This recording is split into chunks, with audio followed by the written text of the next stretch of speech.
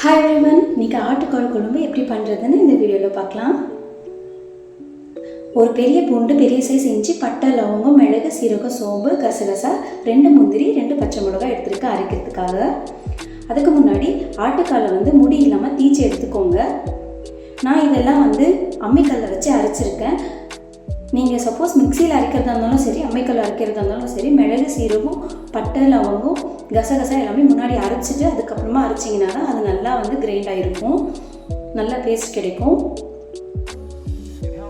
இப்போ இப்படி அரைச்சி எடுத்ததுக்கப்புறம் நம்ம வாஷ் பண்ணி வச்சுருக்க ஆட்டுக்கல்லை முன்னாடியே ஒரு 4 விசில் விட்டு எடுத்துக்கிற மாதிரி இருக்கும்.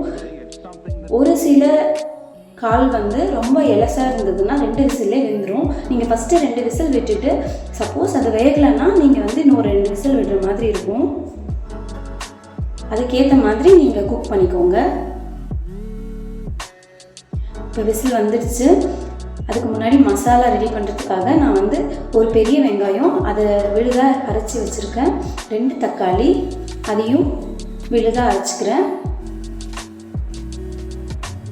ஒரு பெரிய சைஸ் தேங்காய், அது கூட 3 முந்திரி, இது எல்லாமே போட்டு நான் கிரைண்ட் பண்ணி வச்சுக்கிறேன்.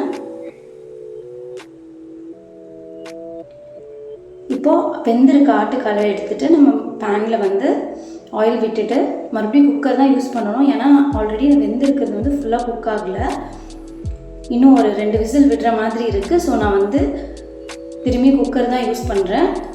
சின்னதாக நறுக்கி வச்ச சின்ன வெங்காயம் 1 கப் போட்டுட்டு அரைச்சி வச்சுருக்க வெங்காயம் விழுது போட்டு நல்லா கோல்டன் ப்ரௌன் வர வரைக்கும் வதக்கிக்கலாம்.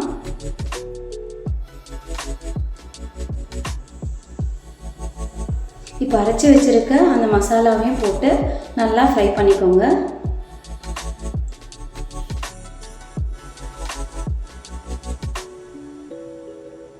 நல்லா ஃப்ரை ஆனதுக்கப்புறம் தக்காளியும் அதிலே போட்டு நல்லா ஃப்ரை பண்ணிக்கலாம்.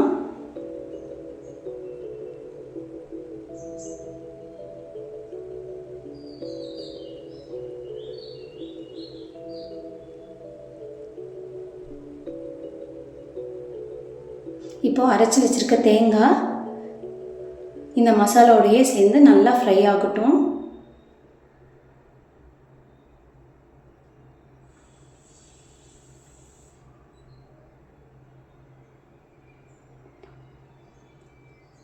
மிளகாத்தூள் 1 ஸ்பூன், நான் தனி மிளகாத்தூள் யூஸ் பண்ணியிருக்கேன். தனியாத்தூள் 2 ஸ்பூன்,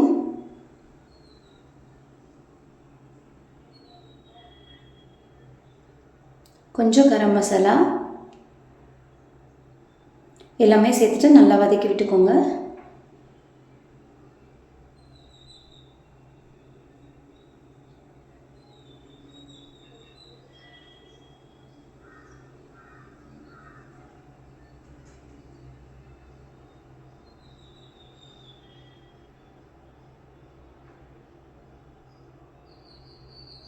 மசாலா நல்லா ஃப்ரை ஆகணும், அப்போ தான் அந்த பச்சை வாசனைலாம் போகும். கொஞ்ச நேரம் லிட் மூடிட்டு நீங்கள் கொஞ்ச நேரம் அது ஒரு 2 மினிட்ஸ் விட்டிங்கன்னா அந்த வாசனையெல்லாம் போனதுக்கப்புறம் நம்ம ஆட்டுக்காலை மட்டும் தனியாக எடுத்து அந்த தண்ணியை அப்படியே ட்ரெயின் பண்ணி வைங்க. இந்த தனியாக எடுத்து இதை மட்டும் போட்டு நல்லா மசாலாவோடு ஃப்ரை பண்ணிக்கலாம். அதுக்கப்புறம் இந்த தண்ணியை தான் நம்ம அதில் யூஸ் பண்ணி திருப்பியும் விசில் விட போகிறோம். இப்போ நல்லா ஃப்ரை ஆனதுக்கப்புறம் அந்த தண்ணியே, ஆட்டுக்கால் வெந்த தண்ணியை அதில் ஊற்றிட்டு இன்னும் கொஞ்சம் தண்ணி வேணும்னா நீங்கள் ஆட் பண்ணிக்கலாம். கடைசியாக உப்பு போட்டுட்டு தேவையான அளவு உப்பு போட்டுட்டு நீங்கள் விசில் விட்டுக்கலாம். சப்போஸ் நீங்கள் ஃபஸ்ட்டு விசில் விடும் போதே ஆட்டுக்கால் வெந்திருக்கு அப்படின்னா நீங்கள் நார்மலாக ஒரு ஓப்பன் பேனில் வேக வச்சுக்கலாம். பட் வேகலைன்றதுனால நான் அகெயின் 2 விசில் விட்டுருக்கேன்.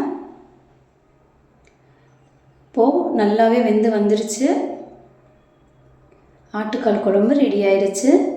ட்ரை பண்ணி பாருங்கள், ரொம்ப டேஸ்ட்டாக இருக்கும். கடைசியாக கொத்தமல்லி தூவி இறக்கிக்கலாம். நல்ல டேஸ்டியான ஆட்டுக்கால் கிரேவி ட்ரை பண்ணி பாருங்கள். தேங்க்யூ.